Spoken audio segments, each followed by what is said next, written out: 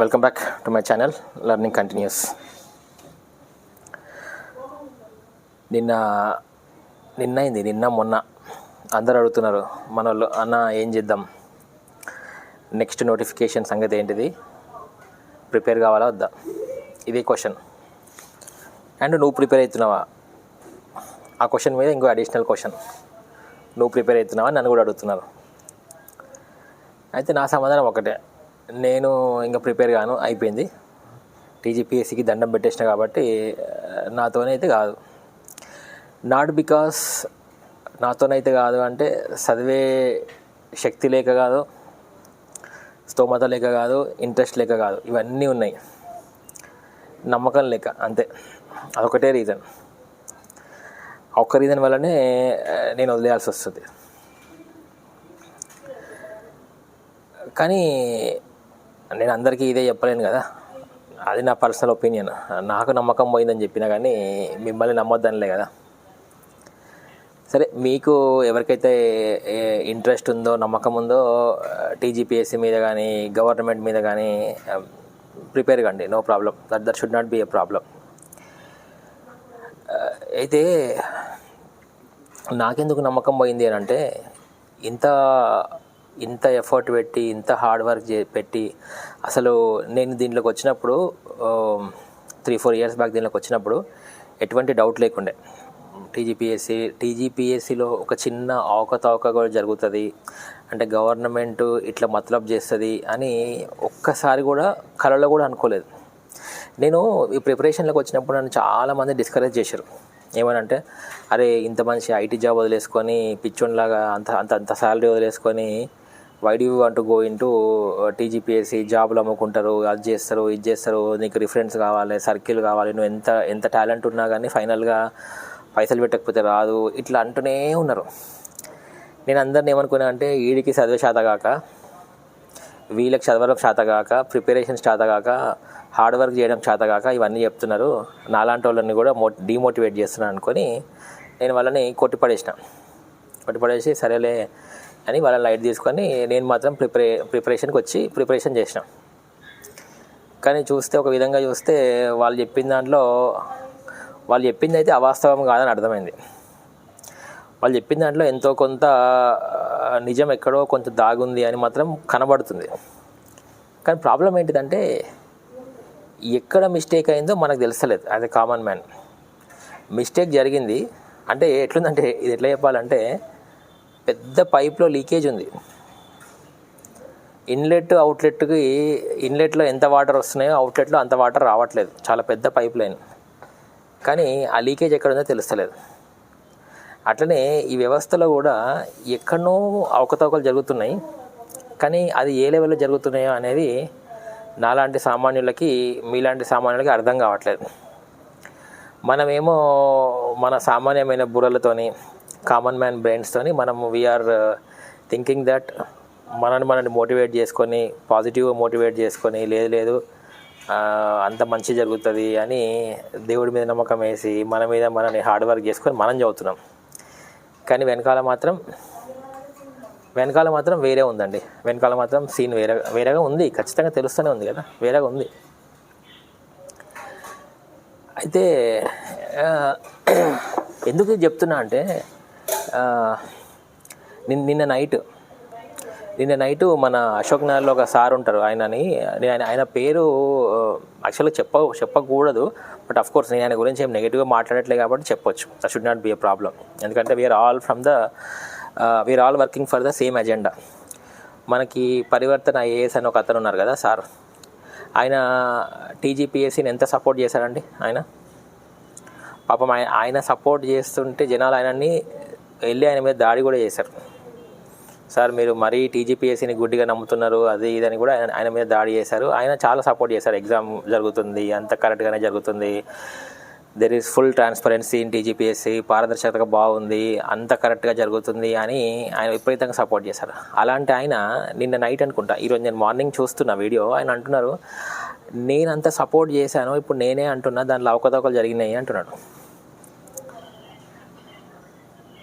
అంత ఆయననైతే మనం ఎవరం మభ్య పెట్టలేం కదా.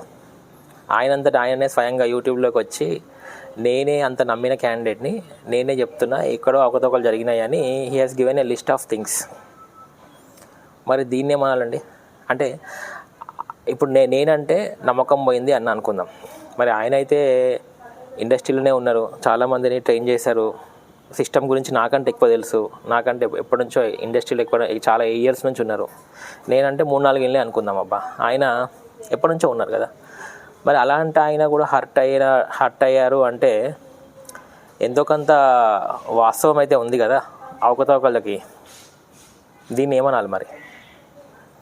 నాలాంటోడు అంటే అనుకుందాం, నాలాంటోడు అంటే చదవ శాతగాక తిన్నది అరక్క నేను టీజీపీఎస్సీ మీద గవర్నమెంట్ మీద అభియోగం చేస్తున్నా అనుకుందాం. మరి ఆయనైతే చేయరు కదా, అంత నమ్మిన ఆయన, అంతమందిని ట్రైన్ చేసిన ఆయన చేయరు కదా. అదొక ఎగ్జాంపుల్. అంటే నాకు నిన్న చూసినప్పుడు నేను ఆశ్చర్యపోయినా, అదేంది ఈయన ఇంత మంచి క్యాండిడేట్ ఇట్లా మాట్లాడిండు అని. అప్పుడు నాకు ఇంకా నమ్మకం వచ్చింది. అంటే నేను ఇన్ని రోజుల నుంచి నేను మాట్లాడుతున్నది కరెక్టే, తప్పైతే కాదు, కరెక్టే అని నాకు నా మీద కాన్ఫిడెన్స్ పెరిగిందనమాట.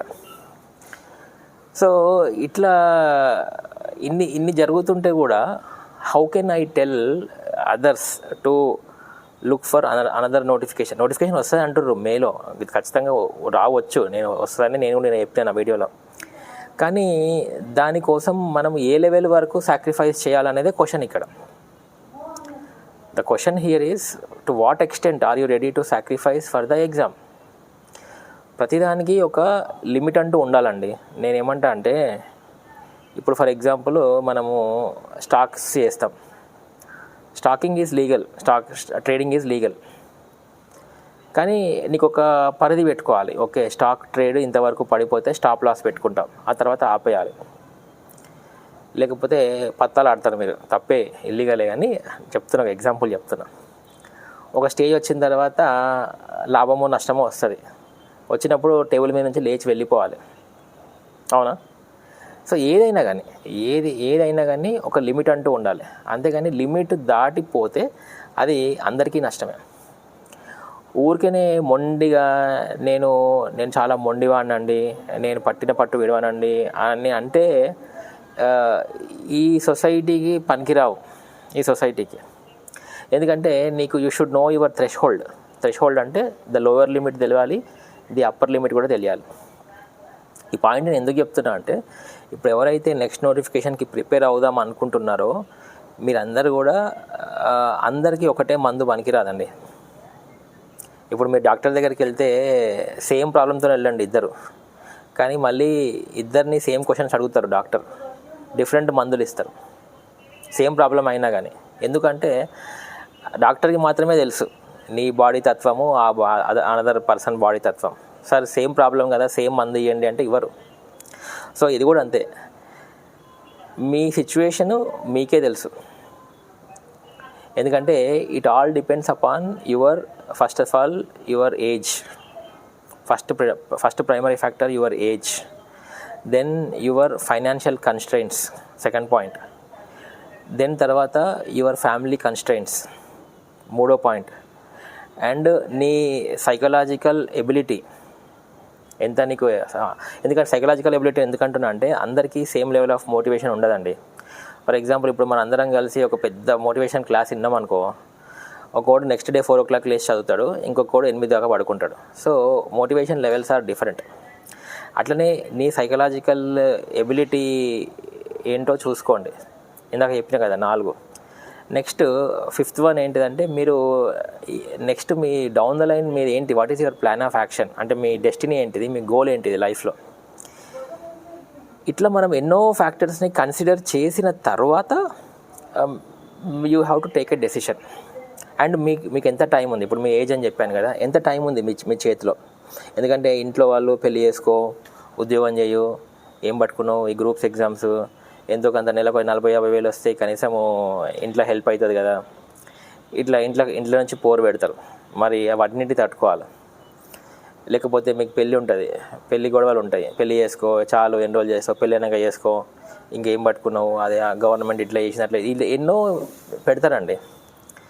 సో వీటన్నిటినీ వీటికి వీటికి ఆన్సర్ నాలాంటి వాడు వచ్చి యూట్యూబర్ లేకపోతే ఎవడో ఇన్స్టిట్యూషన్ హెడ్ చెప్తే వాళ్ళు వాళ్ళ పర్స్పెక్టివ్లోనే చెప్తారు. నేనేమంటున్నా అంటే మీరు ఎవరైతే చదవాలనుకుంటున్నారో, నెక్స్ట్ నోటిఫికేషన్ ప్రిపేర్ అవ్వాలనుకుంటున్నారో, లేకపోతే ఇంకొక 1 year 2 years టైం పెడదాం అనుకుంటున్నారో, మీరు ఏం చేయాలంటే మీ ఫ్యామిలీతో కూర్చోవాలి. మీ ఫ్యామిలీతో కూర్చొని వాళ్ళు మీకు సలహా ఇవ్వాలి, మీరు వాళ్ళతో డిస్కస్ చేయాలి. నాలాంటి వాడితో మాట్లాడితే నేను మోటివేట్ చేస్తా, లేదు లేదు సూపర్ అబ్బా, గ్రూప్ 1 అద్భుతము, డిప్యూటీ కలెక్టర్ అద్భుతము, యూపీఎస్సీ అద్భుతం అని నేను చేస్తా, లేకపోతే ఇంకెవరో మోటివేట్ చేస్తారు. కానీ I do not know your family constraints completely. So you have to sit with your family, discuss with your family, then take a decision. ఒకవేళ మీకు ఫైనాన్షియల్గా మీరు స్ట్రాంగ్ ఉండి, నువ్వు మెంటల్గా స్ట్రాంగ్ ఉండి, ఏం కాదురా పర్వాలేదు, ఇంకో 2 years అయినా పర్వాలేదు, నీ నుంచి మేము ఎక్స్పెక్టేషన్ ఏం లేదు అంటే well and good, that's fine. You are lucky that నీకు ఫైనాన్షియల్ సపోర్ట్ ఉంది, మెంటల్ స్ట్రెయిన్ లేదు. ఎవ్రీ మంత్ నీకు 10,000-15,000 ఇంటికి నీ రూమ్కి వస్తాయి, నీకు గడిచిపోతుంది, చదువుతావు. లేదు అబ్బాయి చాలు, ఇంకా ఇప్పటికే ఎక్కువైంది, 30 ఏళ్ళు వచ్చినాయి, ఒక 2-3 years జాబ్ చేయు, పెళ్ళి చేసుకో, ఫస్ట్ సెటిల్గా, ఈ గ్రూప్ 1 జాబ్స్ ఎక్కడ పోవు, మళ్ళీ పడతాయి, మళ్ళీ 34-35కి మళ్ళీ రాసుకుందువు, ఇప్పటికైతే ఇల్లు సంసారం సెట్ చేసుకో అని అనుకో, దట్ ఈజ్ ఆల్సో గుడ్. ఎందుకంటే ఈ గ్రూప్ 1 యూపీఎస్సీ ఏమి ఇవేమి ఫైనల్ డెస్టినేషన్స్ కావు కదా, ఇవి ఒక ఫేజ్, మీ లైఫ్లో ఇది ఒక ఫేజ్, అది యూ హ్యావ్ టు పాస్. ఆ పాస్ అవుతున్న ఫేజ్ ఎట్లుండాలంటే మీరు మళ్ళీ దాన్ని గుర్తు చేసుకుంటే మీకు మంచిగా అనిపించాలి. You should enjoy that. అంతేగాని అబ్బో మళ్ళీ 40 years అప్పుడు అడిగినాం అనుకోండి, అమ్మో don't even remind me that phase అని బాధపడద్దు. మరి అది మీ చేతుల్లోనే ఉంది. మొండికి కూర్చొని నేను సచ్చేదాకా నేను అశోక్ నగర్కి వెళ్ళను అని అంటే మీరే మూర్ఖులు అవుతారు. అట్లా చేయకండి. ఎందుకంటే మీ లైఫ్ మీ ఒక్కరిదే కాదు కదా, మీ మీద డిపెండ్ అయిన పేరెంట్స్ ఉన్నారు, మీ సిబ్లింగ్స్ ఉంటారు, మీ వైఫ్, ఫియాన్సీ, మీ పిల్లలు ఉంటారు. వీళ్ళందరూ కూడా మీ మీద డిపెండెంటే. అంతేగాని మొండిగా మూర్ఖత్వంగా కూర్చొని నేను సస్తగానే నేను ఇళ్ళకి వెళ్ళి బయటికి రానంటే ఎవరి కోసం అండి? ఎవరి కోసం? మీ లైఫ్ని ఎందుకు అట్లా ఖరాబ్ చేసుకుంటారు? So discuss with your family members and then నేను ఇందాక చెప్పిన ఫ్యాక్టర్స్ ఒక 5-6 చెప్పిన, నా నోటికి వచ్చిన చెప్పినా కానీ ఇంకా దానికంటే ఎక్కువ కూడా ఉండొచ్చు. అవన్నిటిని కూడా ఒక లిస్ట్ వేసుకొని మీరు ఈ ఏ ఏరియాలో స్ట్రాంగ్ ఉన్నారు చూసుకొని then you will make a good decision. అప్పుడు మీకు ఎవరు చెప్పాల్సిన అవసరం లేదు, ఏ ఇన్స్టిట్యూట్ హెడ్ చెప్పాల్సిన అవసరం లేదు, నాలాంటి వాడు చెప్పాల్సిన అవసరం కూడా లేదు. అట్లా అనమాట. సో ఇక చెప్పాలంటే మరి ఈ నోటిఫికేషను, టీజీపీఎస్సీ నోటిఫికేషను, వీటి మీద అయితే మనకి 100% అయితే భరోసా లేదండి. 100% భరోసా లేదు. అట్లనే చెప్పి 100% వాటి ఫుల్గా నమ్మలేం. చూస్తున్నాం కదా, ఇది though it is a constitutional body అయినప్పటికీ లాట్ ఆఫ్ పొలిటికల్ ఇన్ఫ్లుయెన్స్ ఉంది దీని మీద, చాలా లాట్ ఆఫ్ పొలిటికల్ ఇన్ఫ్లుయెన్స్ ఉంది. అండ్ కేసులు పడుతున్నాయి, ఇవన్నీ కూడా. అదే మీరు యూపీఎస్సీ అనుకుందాం, if you're preparing for UPSC, కూర్చోండి. యూపీఎస్సీకి నేను ఎంతమందికి చెప్పినానో, అరే మీ అమ్మ మీకు ఏజ్ ఉంది, అన్నీ ఉన్నాయి. ఇప్పుడు నాలాంటి వాడు అంటే ఏజ్ క్రాస్ అయిపోయినాం, నేను యూపీఎస్సీ రాయలేను. కానీ మీకు యూపీఎస్సీకి ఏజ్ ఉండి మీరు ఎందుకు యూపీఎస్సీ కూర్చోరు? ఎందుకు తెలంగాణ ఫస్ట్ ఒక జాబ్ అయితే కొట్టండి కదా. యూపీఎస్సీలో తక్కువేం లేవు కదా, మంచి జాబులు ఉన్నాయి కదా. అండ్ దే ఆర్ ఎక్కడ కూడా మనకి యూపీఎస్సీలో ఇబ్బంది పెట్టిన స్టేజ్ లేవు. కరెక్ట్ ఎగ్జామ్స్ అయినాయి కరెక్ట్గా.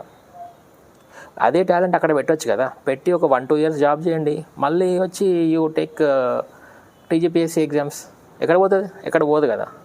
అంతేగాని చాలామంది పాపం డీవియేట్ అయ్యి యూపీఎస్సీ ప్రిపేర్ అయిన వాళ్ళు అది ఆపి టీజీపీఎస్సీ కూర్చున్నారు.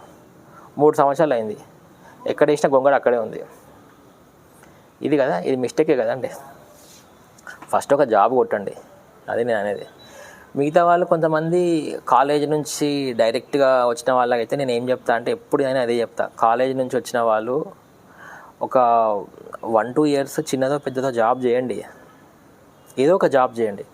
ఇప్పుడు 21కి బయటకు వస్తుంది ఇంజనీరింగ్ నుంచి, ఒక 23-24 వరకు జాబ్ చేస్తే, ఒక 2-3 years జాబ్ చేస్తే మీకు కొంచెము సిస్టమ్ తెలుస్తుంది, లైఫ్, ఆఫీసు, బయట అన్నీ తెలుస్తాయి. అండ్ మీకు కొంచెం కాన్ఫిడెన్స్ వస్తుంది, జేబులో మీకు కొంచెం డబ్బులు ఉంటాయి. ఒక 3 years తర్వాత బ్రేక్ తీసుకొని ఒక 1-2 years ఎగ్జామ్కి కూర్చోండి. అప్పుడు మీ ఫ్యామిలీ వాళ్ళు కూడా టెన్షన్ పడరు. ఓకేలే మా పిల్లగాడు 3 years వర్క్ చేసిండు, ఒకవేళ యూపీఎస్సీనో టీజీపీఎస్సీనో వర్కౌట్ అవ్వకపోతే మళ్ళీ జాబ్కి వెళ్ళిపోతాడు అని కాన్ఫిడెన్స్ వస్తుంది. కానీ మీరేం చేస్తారు, డైరెక్ట్ 21-22 డైరెక్ట్ ఇళ్ళకి వస్తున్నారు. మీకు అటు బయట లోకజ్ఞానము లేక, ఇది ఎట్లా ప్రిపేర్ కావాలనో అర్థం కాక మీకు 30 ఏళ్ళు అవుతుంది. మీకు అసలు వర్క్ ఎక్స్పీరియన్సే లేదు, మీకు ఎక్కడ అటవ్వట్లేదు, ఇటవ్వట్లేదు. దానివల్ల టెన్షను, స్ట్రెస్, జుట్టు పోతుంది మీకు, జుట్టు పోతుంది, పెళ్ళిళ్ళు, ఇవన్నీ వాటెవర్ అన్నీ డౌన్ ద లైన్ నెక్స్ట్ జరగాల్సిన కార్యక్రమాలు అన్నీ లేట్ అవుతున్నాయి. అది సో ఆలోచించండి. నేను చెప్పిన దాంట్లో విత్ ఎక్స్పీరియన్స్ చెప్తున్నా, చాలామందిని చూసినాక చెప్తున్నా కాబట్టి నేను చెప్పినది అయితే అబద్ధాలు అయితే కాదు, దాంట్లో ఎంతో ఎంతో నిజం ఉంది. Think for a while and then take a decision wisely. మొండిగా మాత్రం ఉండకండి సార్, అది నేను చెప్పదలుచుకున్నాను. అదే అండి. Thank you very much for watching my video. This is Aditya Bama signing off.